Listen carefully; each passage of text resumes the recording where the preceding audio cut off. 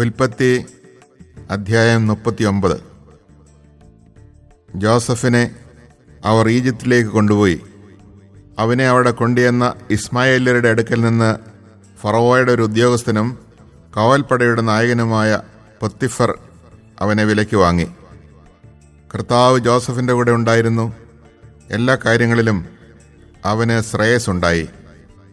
ഈജിപ്തുകാരനായ യജമാനൻ്റെ വീട്ടിലായിരുന്നു അവൻ. കർത്താവ് അവൻ്റെ കൂടെ ഉണ്ടെന്നും അവൻ ചെയ്യുന്നതൊക്കെ അവിടുന്ന് മംഗളകരമാക്കുന്നെന്നും അവൻ്റെ യജമാനന് മനസ്സിലായി. അവൻ യജമാനൻ്റെ പ്രീതിക്ക് പാത്രമായി. അവൻ പൊത്തിഫറിനെ ശുശ്രൂഷിച്ചു. തൻ്റെ വീടിൻ്റെ മേൽനോട്ടവും തനിക്കുള്ള എല്ലാറ്റിൻ്റെയും ചുമതലയും അവൻ ജോസഫിനെ ഏൽപ്പിച്ചു. ആ ഈജിപ്തുകാരൻ വീടിൻ്റെ മേൽനോട്ടവും തനിക്കുള്ള എല്ലാറ്റിൻ്റെയും ചുമതലയും ജോസഫിനെ ഏൽപ്പിച്ച നാൾ മുതൽ ജോസഫിനെ ഓർത്ത് കർത്താവ് അവൻ്റെ വീടിനെ അനുഗ്രഹിച്ചു. അവൻ്റെ വീട്ടിലും വയലിലുമുള്ള എല്ലാറ്റിൻ്റെയും മേൽ കർത്താവിൻ്റെ അനുഗ്രഹമുണ്ടായി. അവൻ തൻ്റെ വസ്തുക്കളെല്ലാം ജോസഫിനെ ഫലമേൽപ്പിച്ചതിനാൽ ഭക്ഷണത്തിലല്ലാതെ മറ്റൊന്നിലും അവന് ശ്രദ്ധിക്കേണ്ടിയിരുന്നില്ല. ജോസഫ് വടിവൊത്ത ശരീരമുള്ളവനും സുമുഖനുമായിരുന്നു. കുറച്ചുനാൾ കഴിഞ്ഞപ്പോൾ അവൻ്റെ യജമാനൻ്റെ ഭാര്യയ്ക്ക് അവനിൽ അഭിലാഷം തോന്നി. എൻ്റെ കൂടെ ശയിക്കുക അവൾ അവനോട് ആവശ്യപ്പെട്ടു. പക്ഷേ അവൻ വഴങ്ങിയില്ല.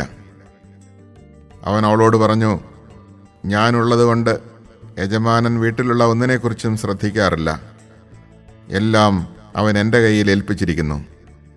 എന്നേക്കാൾ വലിയവനായി ആരും ഈ ഭവനത്തിലില്ല. എൻ്റെ മേൽനോട്ടത്തിൽ നിന്ന് നിങ്ങളെ അല്ലാതെ മറ്റൊന്നും അവൻ മാറ്റി നിർത്തിയിട്ടില്ല. അത് നിങ്ങളവൻ്റെ ഭാര്യ ആയതുകൊണ്ടാണ്. ഞാൻ എങ്ങനെയാണ് ഇത്ര നീചമായി പ്രവർത്തിച്ച് ദൈവത്തിനെതിരെ പാപം ചെയ്യുക? അനുദിനം അവൾ പറഞ്ഞിട്ടും അവളുടെ കൂടെ ശയിക്കാനോ അവളുടെ അടുത്തിരിക്കാനോ അവൻ കൂട്ടാക്കിയില്ല. ഒരു ദിവസം ജോസഫ് ജോലി ചെയ്യാനായി വീട്ടിനുള്ളിൽ പ്രവേശിച്ചു. വേലക്കാർ ആരും അകത്തില്ലായിരുന്നു. അപ്പോൾ അവൾ അവൻ്റെ മേലങ്കിയിൽ കടന്നു പിടിച്ചുകൊണ്ട് പറഞ്ഞു, എൻ്റെ കൂടെ ശയിക്കുക. മേലങ്കി അവളുടെ കയ്യിൽ വിട്ടിട്ട് അവൻ ഓടി വീട്ടിൽ നിന്നും പുറത്തു വന്നു.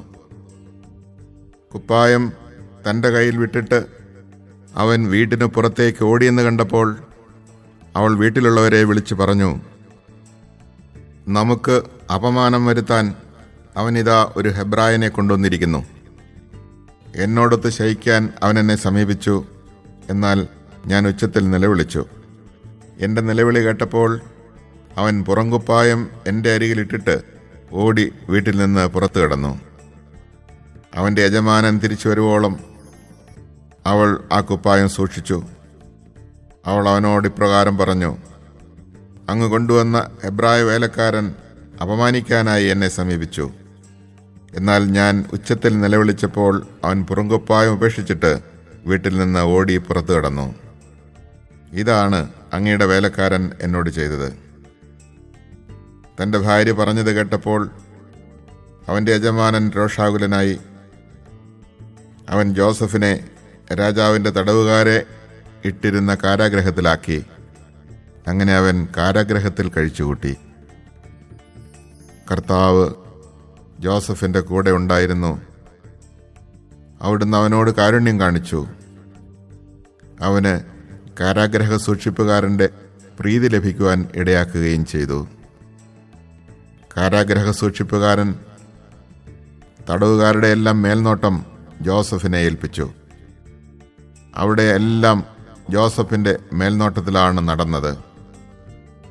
ജോസഫിനെ ഫലമേൽപ്പിച്ച ഒരു കാര്യത്തിലും കാരാഗ്രഹ സൂക്ഷിപ്പുകാരൻ ഇടപെട്ടില്ല. കാരണം കർത്താവ് അവൻ്റെ കൂടെ ഉണ്ടായിരുന്നു. അവൻ ചെയ്തതൊക്കെ കർത്താവ് ശുഭമാക്കുകയും ചെയ്തു. Chapter 39.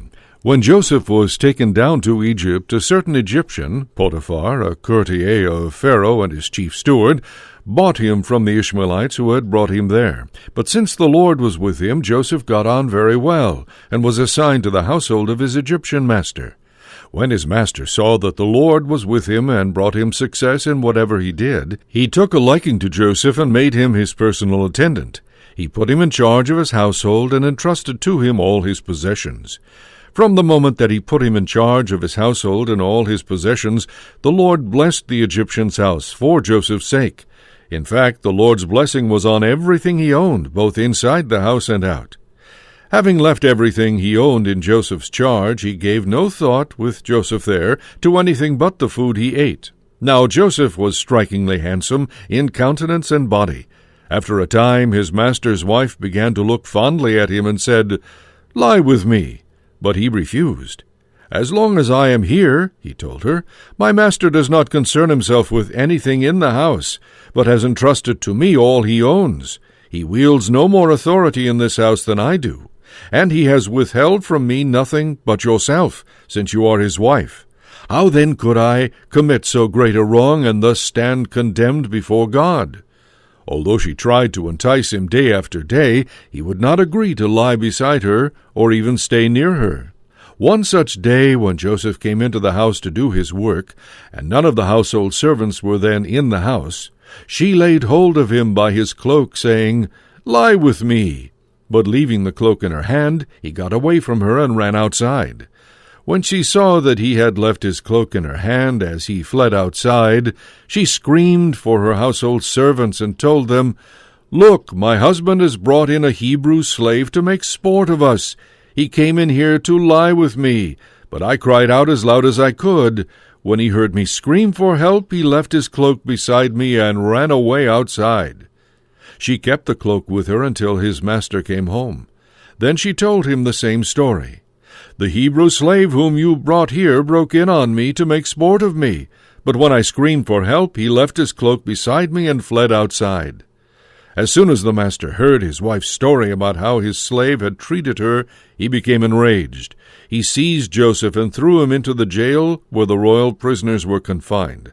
But even while he was in prison, the Lord remained with Joseph. He showed him kindness by making the chief jailer well disposed toward him. The chief jailer put Joseph in charge of all the prisoners in the jail, and everything that had to be done there was done under his management. The chief jailer did not concern himself with anything at all that was in Joseph's charge, since the Lord was with him and brought success to all he did.